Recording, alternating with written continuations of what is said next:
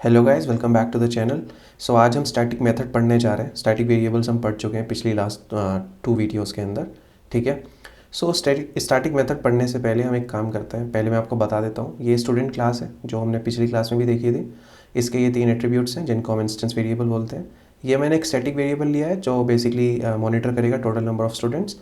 और जैसे ही हम कंस्ट्रक्टर को यूज़ करके ऑब्जेक्ट क्रिएट करेंगे स्टूडेंट क्लास का, सो ये टोटल नंबर ऑफ स्टूडेंट्स को इंक्रीमेंट करता रहेगा बाय 1। ठीक है। सो जैसे हमने यहाँ पे 5 स्टूडेंट्स बनाए थे, सो हर स्टूडेंट के क्रिएशन पे जब भी ये कंस्ट्रक्टर के अंदर जाएगा, S1 के लिए, S2 के लिए and so on and so fourth, तो यहाँ पे टोटल नंबर ऑफ स्टूडेंट्स भी इंक्रीमेंट होता रहेगा।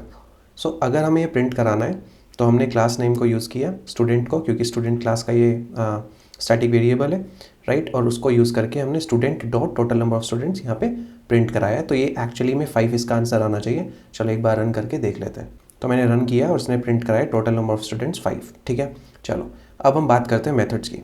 सो मैं आपको एक यूज़ केस देता हूँ। मैं बोलता हूँ एक काम करो, जो स्टूडेंट्स हैं ना, इनका डेटा प्रिंट भी करा दो, डिस्प्ले भी कराते हैं इनका डेटा। ठीक है। सो बेसिकली हम उसके लिए क्या करेंगे बच्चों, हम एक डिस्प्ले मेथड बना देंगे स्टूडेंट क्लास के अंदर और उसमें ये डेटा प्रिंट करा देंगे। सो बच्चों मैंने यहाँ पे डिस्प्ले मेथड लिख लिया है, जिसका मैंने एक्सेस स्पेसिफायर पब्लिक दिया है। कुछ भी दे सकते हैं, प्राइवेट प्रोटेक्टेड, बट प्राइवेट तो नहीं चलेगा बिकॉज हम दूसरी क्लास के अंदर से इसको एक्सेस करेंगे। So you can give it protected, public, default. ठीक है। सो मैंने यहाँ पे पब्लिक लिख दिया है। उसके बाद मैंने रिटर्न टाइप वॉइड, क्योंकि मेरे को सिर्फ प्रिंट कराना है, कुछ रिटर्न नहीं कराना, और डिस्प्ले। ठीक है। अब मैंने यहाँ पे क्या किया, लाइन नंबर 32 पे मैंने कहा कि S1 जो ऑब्जेक्ट है, जो S1 बनाया था हमने लाइन नंबर 25 पे, उसका डेटा डिस्प्ले कर दो। ठीक है। सो यहाँ पे ये डिस्प्ले मेथड कॉल हो जाएगा स्टूडेंट क्लास के अंदर और ये सारे एट्रीब्यूट्स को प्रिंट करा देगा। चलो रन करके देख लेते हैं एक बार। तो ठीक है यार, यहाँ पे इसने total number of students print कराए।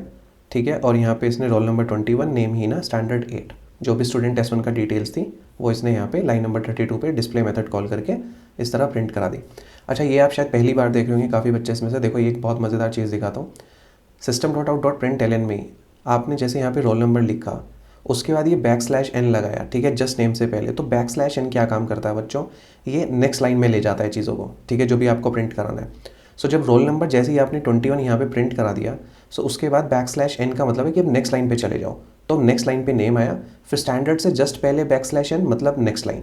तो आप इस तरीके से भी system.out.println को यूटिलाइज कर सकते हो अपनी यूज़ केस के हिसाब से। अच्छा, अभी आप सोच रहे होंगे यार इसमें स्टैटिक तो आया ही नहीं है। अभी देखो मैजिक दिखाता हूँ, मैं इस मेथड को स्टैटिक बना देता हूँ। तो मैंने इसको स्टैटिक बना दिया। स्टैटिक बनाने का क्या तरीका है, सबसे पहले आप जैसे यूजुअली मेथड का नाम लिखते हो वैसे लिख दोगे, वॉइड रिटर्न टाइप जो भी है, उसके बाद जो भी उस मेथड का नाम आप देना चाहते हो, और रिटर्न टाइप से जस्ट पहले आप लगाना है तो स्टैटिक लगा दोगे, जैसे हमने यहाँ पे लगा दिया।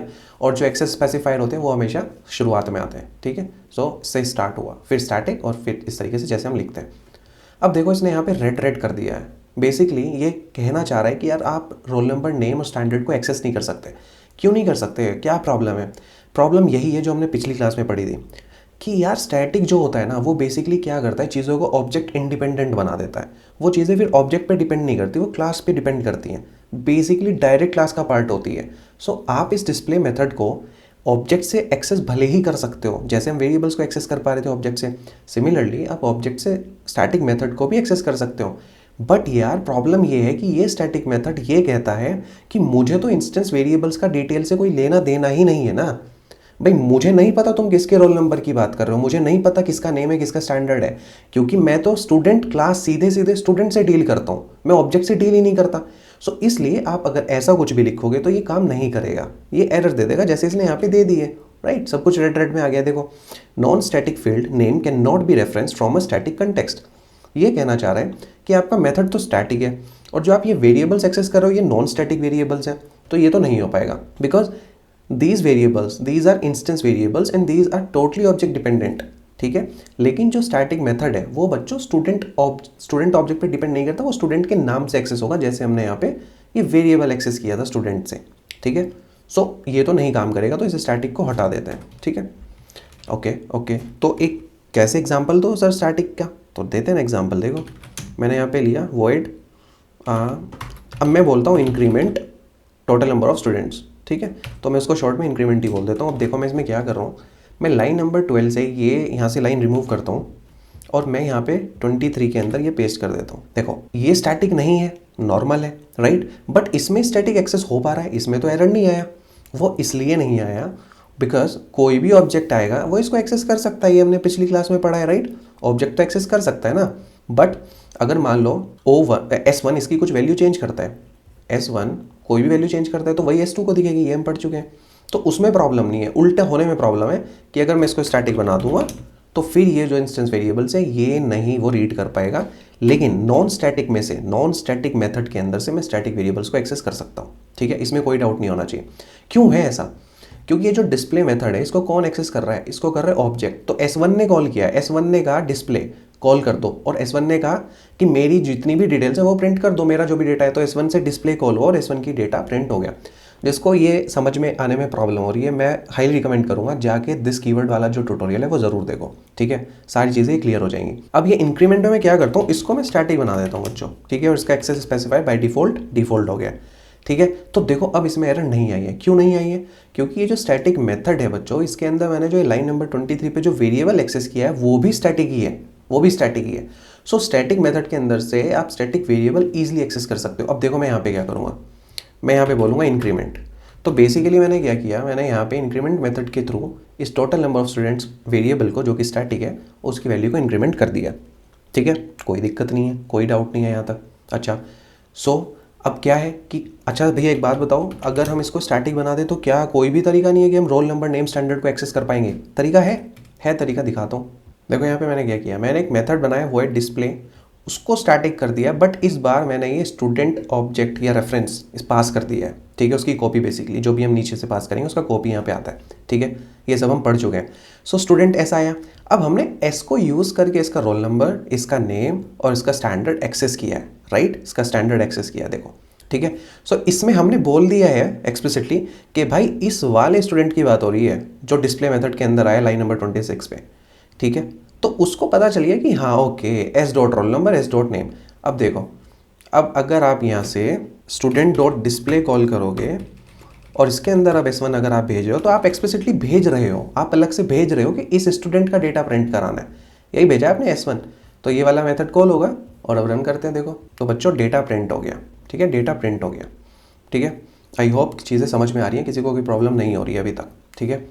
लेकिन यार ये तरीका ना गंदा होता है, इस तरीके से हम कोड नहीं करते, ठीक है। देखो ऊप्स के कोडिंग प्रिंसिपल्स होते हैं कुछ, ये उन कोडिंग प्रिंसिपल्स को वायलेट करता है। तो इस तरीके से आपको नहीं करना है कि आप स्टैटिक यूज़ कर रहे हो और ज़बरदस्ती का ऑब्जेक्ट पास कर रहे हो और फिर डेटा प्रिंट करा रहे हो, नहीं यार, आप इसको हटाओ, ठीक है। और ये जो मेथड है, जो ऑब्जेक्ट डिपेंडेंट मेथड है, इसी को ही कॉल करो S1 से और अंदर कुछ पास करने की ज़रूरत नहीं है, ठीक है। तो ये बेस्ट तरीका है और यही तरीका हम इंडस्ट्री में फॉलो करते हैं। आप स्टैटिक हर जगह नहीं बनाना होता आपको, स्टैटिक आपको मेथड वहीं पे ही बनाना होता है जहाँ पे ऑब्जेक्ट इंडिपेंडेंट कुछ चीज़ें हो रही हो, जहाँ पे क्लास लेवल पे कुछ काम हो रहा हो, ठीक है। तो वहीं पे ही आप स्टैटिक वेरिएबल्स बनाओगे, वहीं पे ही आप स्टैटिक मेथड्स भी बनाओगे, राइट। तो ये हमें एक स्टैटिक मेथड का अच्छा यूज़ दिखा है जहाँ पे हम स्टैटिक वेरिएबल्स के साथ ही डील कर रहे हैं, ठीक है, या कुछ भी ऐसा काम जो क्लास लेवल पे हो रहा हो। देखो ये ऑब्जेक्ट लेवल का तो काम है नहीं, राइट, ठीक है। अब मैं ऐसे एग्जांपल की बात करता हूँ जो जनरली हम इंडस्ट्री में बहुत ज़्यादा यूज़ करते हैं, ठीक है, कि स्टैटिक वहाँ पे यूज़ करते ही करते हैं, ठीक है। तो चलो मैं उसकी बात करता हूँ। मैं एक काम करता हूँ, मैं एक नया इसमें इंस्टेंस वेरिएबल ऐड करता हूँ, एडमिशन डेट लेट से, ठीक है, ये मैंने ऐड कर दिया और जहाँ जहाँ पे भी मॉडिफिकेशंस की ज़रूरत है मैं वहाँ पे कर देता हूँ। जैसे कंस्ट्रक्टर में मेरे को ये पास करना पड़ेगा, तो ये मैंने पास कर दिया। अभी सेट भी करना पड़ेगा, राइट, और यहाँ पे प्रिंट भी कराना पड़ेगा, राइट। सो ये प्रिंट भी मैंने करा दिया इधर, ठीक है, ओके। सो सब चीज़ें सेट हो गई हैं, बस नीचे से यहाँ से मैं सबका एडमिशन डेट पास भी कर देता हूँ क्विकली, ठीक है। तो बच्चों मैंने कुछ भी रैंडम एडमिशन डेट सब बच्चों की यहाँ पे कंस्ट्रक्टर में पास कर दी है। सो जब ये कंस्ट्रक्टर में जाएगा सब बच्चों के लिए, S1 S2 S3 S4 5 तक के लिए, तो यहाँ पे जाके एडमिशन डेट भी सेट कर देगा। चलो एक बार फिर भी कि सही से सेट हो गई हैं चीज़ें। ये 38 लाइन पे जो प्रिंट स्टेटमेंट लिख के S1 डॉट डिस्प्ले जो मेथड कॉल हुआ है, सो देखते हैं वो एडमिशन डेट प्रिंट करा रहा है या नहीं। तो ठीक है, उसने एडमिशन डेट प्रिंट करा दी है। थोड़ा सा फॉर्मेटिंग सही कर लेते हैं एडमिशन डेट की। यहाँ पे बीच में स्पेस आ गया, इसको रिमूव कर देते हैं, फटाफट से रन करते हैं अभी, ठीक है। फॉर्मेटिंग सही हो गई है, उसने एडमिशन डेट भी प्रिंट करा दी है। बट अब एक चीज़ यहाँ पे ध्यान से देखो, ये एडमिशन डेट जो है यार ये स्ट्रिंग है। अब डेट की बात आ रही है तो डेट स्ट्रिंग में होगी तो कैलकुलेशन करने में प्रॉब्लम होगी। कैलकुलेशन किस तरह की बात कर रहा हूँ मैं, मान लो आपको कल को बोल दिया जाए कि जिन लोगों ने 2023 से पहले एडमिशन लिए हैं, 2022, 21, 20 एंड सो ऑन, उनका डेटा हमें बताओ। अब स्ट्रिंग में तो कंपैरिजन बहुत मुश्किल हो जाएगा, मतलब अगर नहीं पता है तो I am telling you string में उतना आसानी से कंपैरिजन नहीं होता, ठीक है। सो हम बेसिकली क्या करेंगे बच्चों, हम यहाँ पे एक्चुअली में डेट हमें यहाँ पे इस तरीके से वेरिएबल लेना चाहिए था, डेटा टाइप, ठीक है, डेट क्लास लेनी चाहिए थी, राइट। बट हमने तो यहाँ पे स्ट्रिंग ले लिया है। तो अब हमें क्या करना है, मान लो मेरे को इस स्ट्रिंग को डेट में कन्वर्ट करना है, ठीक है, ऐसा यूज़ केस समझ लो कि इस स्ट्रिंग से मेरे को डेट में एक्चुअली कन्वर्जन करना है। अब एक बात बताओ, मेरे को इस डेट को इस स्ट्रिंग को जो कि डेट ही है बट स्ट्रिंग फॉर्म में गिवन है, इसको एक्चुअली डेट ऑब्जेक्ट में कन्वर्ट करना है। किस में? डेट में। इस तरह ये java.util पैकेज से आता है, ठीक है, इसमें कन्वर्ट करना है। तो मैं कैसे करूँगा? अब यहाँ पे समझो ये ऑब्जेक्ट डिपेंडेंट नहीं है। क्यों नहीं है भाई? हर एक ऑब्जेक्ट का, हर एक स्टूडेंट का एक एडमिशन डेट होगा। मेरे को सिर्फ और सिर्फ क्या करना है, मेरे को उसको स्ट्रिंग डेट को डेट में कन्वर्ट करना है, java.util.date में, सिंपल। तो इसमें ऑब्जेक्ट का कोई लेना देना नहीं है। मेरे पास कोई भी एक डेटा आएगा, कोई भी डेटा हो सकता है, वो स्ट्रिंग फॉर्मेट में कोई भी डेट हो सकती है, मुझे सिंपली उसको डेट टाइप में कन्वर्ट करना है, ठीक है। It has nothing to do with the object, ठीक है। सो अब देखो इसको कैसे कर सकते हैं। सो बच्चों मैंने क्या किया, मैंने यहाँ पे कुछ चीज़ें लिखी हैं, हो सकता है अभी समझ में ना आए, मैं समझाऊंगा अभी। बट ये जो डेट टाइम फॉर्मेटर है, ये देखो ये क्लास कहाँ से मिली हमें, ये मिलती है हमें java.time.format पैकेज से, ठीक है, इंपोर्ट कर लिया हमने। हम कंट्रोल स्पेस दबाएंगे, ठीक है, लोकल डेट के सामने यहाँ पे हमें पता चल रहा है ये आ रहा है java.time पैकेज से, तो हमने ये कर दिया, ठीक है। अच्छा, ये किस टाइप का ऑब्जेक्ट रिटर्न कर रहे हैं हम? Local date. तो हमें रिटर्न टाइप यहाँ पे लोकल डेट करना पड़ेगा, डेट की जगह पे, ठीक है। अब एरर चला गया। तो ये बेसिकली कर क्या रहा है, देखो हमने यहाँ पे इस मेथड को बोला था कि यार आप एक काम करो, डेट स्ट्रिंग आपके पास एक वेरिएबल आएगा, basically date in string format, और उसको आप डेट लोकल डेट टाइप में कन्वर्ट करके हमें दे दो, ठीक है, सो दैट कंपैरिजंस वगैरह आसान हो जाए, डेटाबेस में स्टोर कराना रहेगा, क्वेरीज वगैरह लगानी पड़ती हैं तो ईजी हो जाती हैं चीज़ें, तो हम डेट फॉर्मेट में चीज़ों को स्टोर कराते हैं डीबी के अंदर, ठीक है। तो अगर हमारे पास स्ट्रिंग फॉर्मेट में डेट आ रही है तो we will definitely convert that into local date और डेट, ठीक है। तो इसने कहा ठीक है, आप मेरे को, इस मेथड ने कहा ठीक है, आप मेरे को स्ट्रिंग फॉर्मेट में डेट भेजो, मैं उसको डेट फॉर्मेट में कन्वर्ट करके आपको दे दूंगा। अब एक चीज़ बताओ यार, क्या ये स्टूडेंट S1 ठीक है? अभी हमारा काम है क्योंकि हमें एडमिशन डेट चाहिए, ठीक है, डेट फॉर्मेट में स्ट्रिंग से कन्वर्ट करके। क्या सिर्फ स्टूडेंट के लिए ही होगा? एक इतना बड़ा प्रोजेक्ट बनता है, इसको क्या मतलब है? इसको सिर्फ मतलब है कि आप मुझे कोई डेट भेजो स्ट्रिंग फॉर्मेट में, एज सिंपल एज दैट, ठीक है, और मैं उसको लोकल डेट में कन्वर्ट करके आपको रिटर्न कर दूंगा। इसमें कहीं भी इसने स्टूडेंट की तो बात की ही नहीं है, करेक्ट, कहीं पे भी स्टूडेंट की कोई बात नहीं हुई है। इसने सिर्फ कहा है मुझे डेट दो स्ट्रिंग फॉर्मेट में, मैं उसको आपको लोकल डेट में कन्वर्ट करके दे दूंगा। ये फंक्शन ये काम कर रहा है, ठीक है, इसका स्टूडेंट से कहीं कोई लेना देना नहीं है, ठीक है। तो इस तरह के मेथड्स को बच्चों हम स्टैटिक बना सकते हैं, बेफिक्र बेधड़क, ठीक है, क्योंकि ये ऑब्जेक्ट इंडिपेंडेंट है, ठीक है। अब मैं देखो क्या करूँगा, अब मैं बोलूँगा student dot convert string to date, और अब देखना मैं पास करता हूँ S1 का एडमिशन डेट, ठीक है, S1 का एडमिशन डेट मैंने पास किया, और मैं इसको यहाँ पे प्रिंट भी करा देता हूँ फटाफट से। तो मैंने यहाँ पे प्रिंट करा दी एडमिशन डेट, चलो रन करते हैं। तो देखो मैंने रन किया और इसने यहाँ पे एडमिशन डेट प्रिंट करा दिया, ठीक है। जब ये यहाँ पे प्रिंट हुआ था डेटा बच्चों, ये स्ट्रिंग फॉर्मेट में था एडमिशन डेट, बट जब अभी प्रिंट हुआ है तो ये लोकल डेट फॉर्मेट में, एक्चुअली डेट फॉर्मेट में। और देखो इस पर आप ऑपरेशंस भी कर सकते हो। मैं यहाँ पे गया, मैंने डॉट लगाया, तो देखो ये सब ऑपरेशंस आप लोकल डेट पे कर सकते हो, ये स्ट्रिंग पे नहीं होते, राइट। तो अगर आप ये देखो कि get day of month, get day of week, तो ये सब एक्चुअली आप लोकल डेट पे कर सकते हो। तो ये जो ऑब्जेक्ट आया फाइनली इस मेथड से, ठीक है, ये लोकल डेट टाइप का ऑब्जेक्ट है, करेक्ट, लोकल डेट का। और इसको हम स्टैटिक बना सकते हैं बेधड़क, क्योंकि इसका किसी भी ऑब्जेक्ट से कोई लेना देना नहीं है। इसका सिर्फ इतना काम है कि आप इसको डेट पास करो स्ट्रिंग फॉर्मेट में, और ये आपको कन्वर्ट करके दे देगा लोकल डेट फॉर्मेट में, ठीक है। और यहाँ पे आपने वो प्रिंट करा दिया। और अगर आप यहाँ पे डॉट लगाओगे तो आपको यहाँ पे लोकल डेट के जितने भी मेथड्स हैं, आप क्या क्या काम कर सकते हो कि लोकल डेट ऑब्जेक्ट पे, वो सब आ जाएंगे। जैसे आप get day of week, get day of month, get day of year, right, compare कर सकते हो, at start of day format, ये सब आप लोकल डेट पे यूज़ कर सकते हो, ठीक है। अच्छा, अब दूसरी चीज़ एक और समझो, ये सब मैं कोडिंग प्रिंसिपल्स भी कवर कर रहा हूँ, ठीक है। दूसरी चीज़ ये समझो, अब आपके दिमाग में डाउट आ रहा होगा, आना चाहिए अगर नहीं आ रहा है, कि अगर इसका स्टूडेंट से कोई लेना देना ही नहीं है इस मेथड का, तो why are we keeping this method inside student class? हम इसको अलग क्लास के अंदर भी लिख सकते हैं, राइट, बिल्कुल सही सोचा है।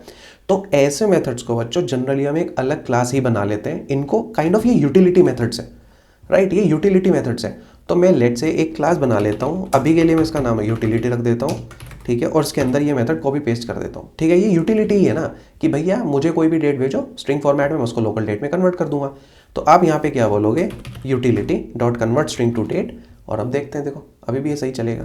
सी ठीक है। सो बच्चों, आई होप आपको इस ट्यूटोरियल में चीज़ें समझ आई होंगी, बढ़िया तरीके से स्टैटिक मेथड क्लियर हो गया होगा। किसी को कोई डाउट है तो प्लीज़ कमेंट सेक्शन में लिखो, मैं 100% रिप्लाई करने वाला हूँ। और यार, अगर आप चैनल पे पहली बार आ रहे हो और आपको ट्यूटोरियल्स पसंद आए हैं तो प्लीज़ चैनल को सब्सक्राइब करो, लाइक करो, वीडियोज़ को अपने फ्रेंड्स के साथ शेयर करो। अब हम मिलेंगे अपने नेक्स्ट ट्यूटोरियल में। Till then bye, take care, all the very best.